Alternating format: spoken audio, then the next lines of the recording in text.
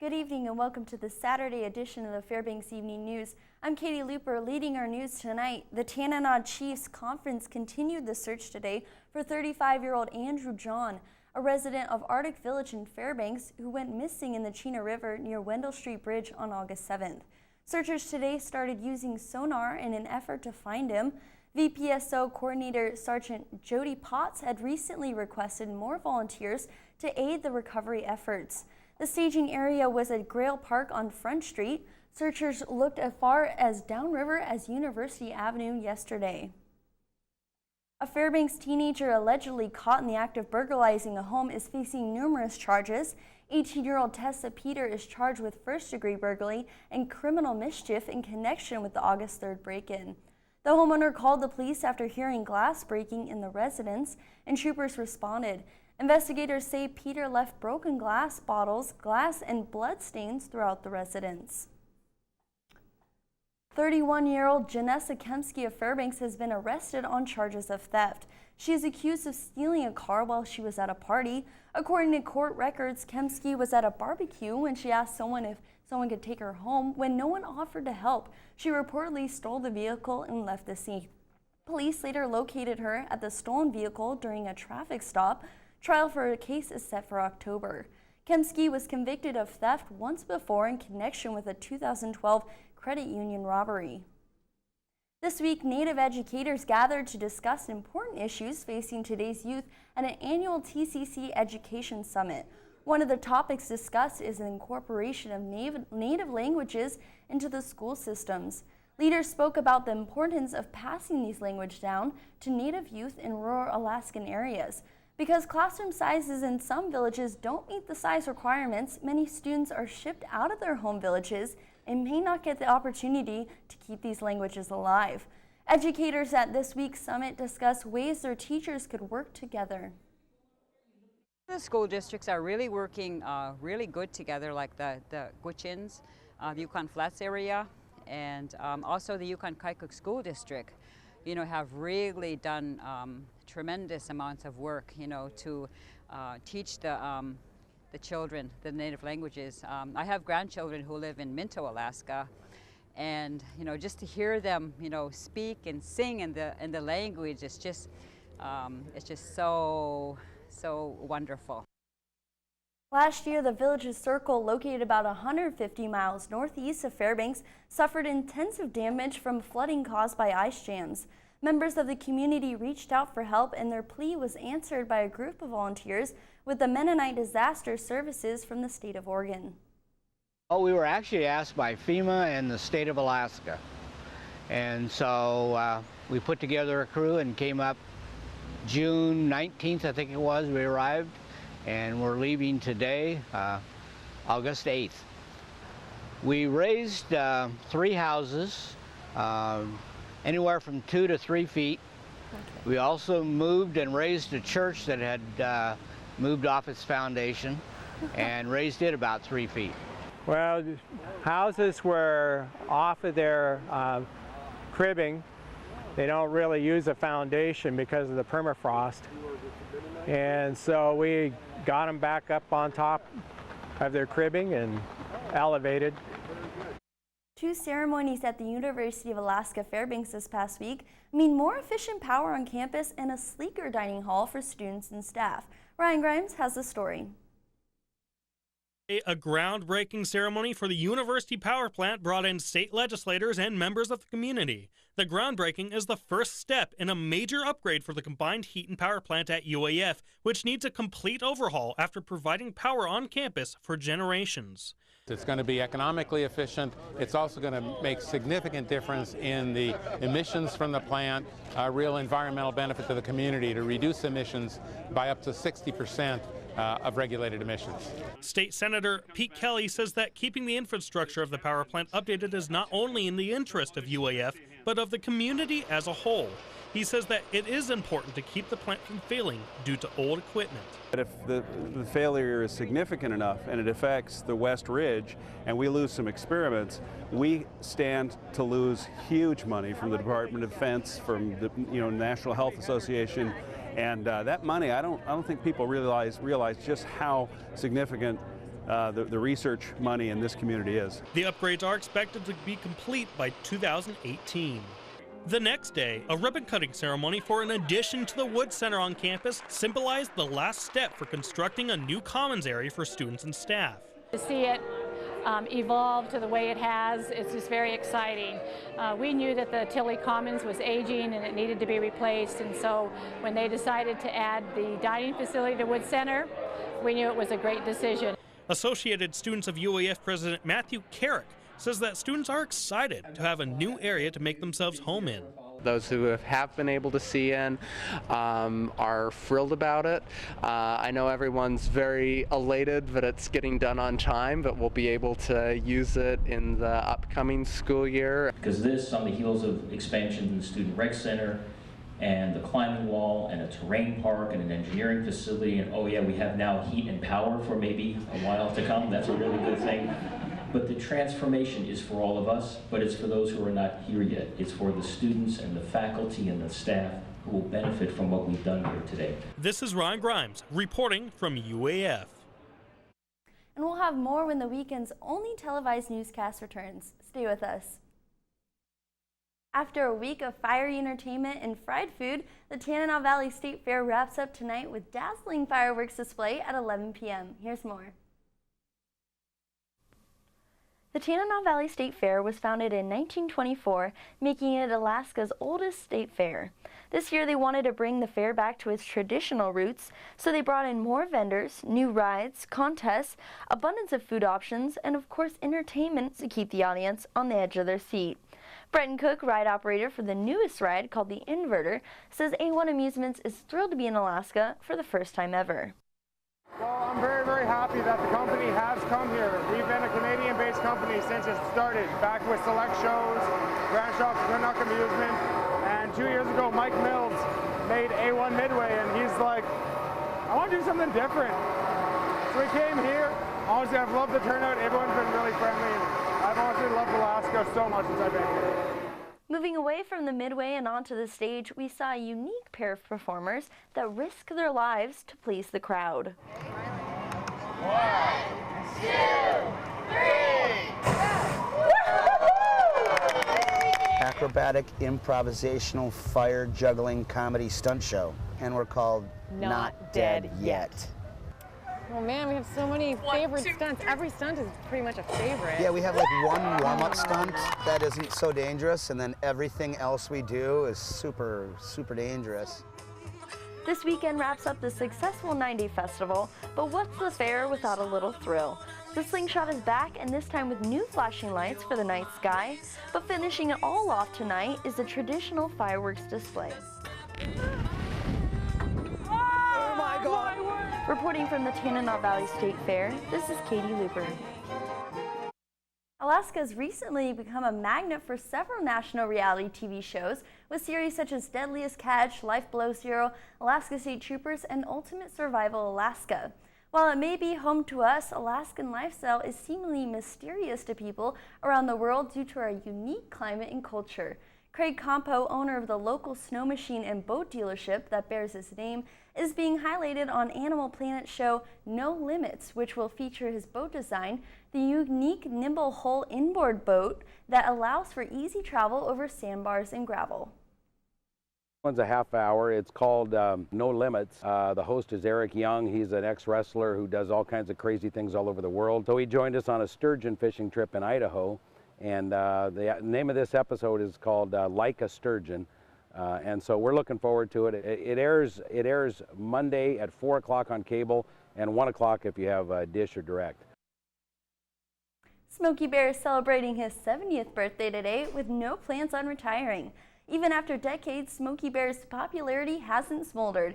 He's become one of the most famous icons throughout the country. Since 1944, Smokey has been encouraging people to take a personal responsibility when dealing with fires through his signature message, "Only you can prevent wildfires." Even though this summer has been a wet summer for Alaskans, Smokey Bear is making an appearance at the Tanana Valley State Fair today in celebration of his birthday. So Saturday is Smokey's 70th birthday, and you know, Smokey started 70 years ago in a wildland fire in New Mexico. and ever since then he's become the statute of wildland fire and preventing fires across the nation. So on Saturday at 2 o'clock, he'll have the privilege of opening at the Derby here at the Tanana Valley State Fair. And, you know, hopefully everybody will sing him happy birthday or something like that. Cleanup Day transforms the look of city roads from trash covered into clean and green. But how do the streets stay pristine throughout the summer? Tyson Paris-Hansen found one reason why and files this report. A group of teenagers and a passionate mentor driving around town can make a big impact in the community. You pick up trash, and sometimes on the side of Richardson Highway, you can look around and you can see exactly where we stopped. On the right side of you would be nothing. On the left side, it would be like a dump. Trash ends up on the roads and public places for many reasons, but the Litter Patrol targets areas where it piles up quickly. This season, they've collected 15 to 20 tons of trash, and the supervisor, David Drumhiller, says they're constantly looking for more. When we find places that are really dirty and we get them cleaned up, yeah, they can be trashed again in a couple weeks, but we're pretty much on it real quick. I love it. Chips and salsa. Drumhiller has managed the Litter Patrol for nearly 30 years, and he turned it into a nonprofit about a decade ago.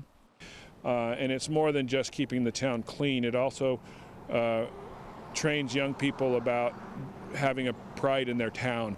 Most of them go on to be very conscientious citizens in Fairbanks. He hires about 20 local kids to work each season. They're divided into two groups, the A and B team. A team works the first half of the summer. The B team works the second half. Drumhiller says it gives the teens good work experience and it doesn't use up their whole summer. I think it's a great way to help out with the community, and it's a brilliant first job. This is Tyson Paris-Hansen reporting. Coming up in sports, Austin Buchanan will give you the leader of the senior golf state championship from yesterday. Also, Eclipse 03 girls soccer team is in a breaker. We'll have more on sports right after this. Hello Interior Alaska, Austin Buchanan here. Time to look at some sports with you. Hope you're having a great weekend on this Saturday. If not, well, sports seems to get you on the edge of your seats and on your toes, so let's talk some sports. It was a great day at Chena Bend Golf Course yesterday at Fort Wainwright. The 92 golfers that's participating in this year's Alaska Senior Amateur Golf Championship. With the weather playing a big role in this year's gameplay, golfers from all across the state gathered to play in the day one of the tournament. Peter Hakes out of Anchorage leading the pack as of yesterday in the men's flight after shooting a 70 to put him in the lead. Not giving much room was Bill Toney with a score of 71. Tying with two leaders in the mid-AM is Adam Baxter out of Anchorage and Jeremy Highfield with a score each of 78. With day two, which teed off at 8 a.m. this morning, I had a chance to talk to Miss Mitzi Jewett about how she feels about the tournament. It's been really great. This is a great venue. We have an excellent facility and an excellent course to offer this for the Alaska Association.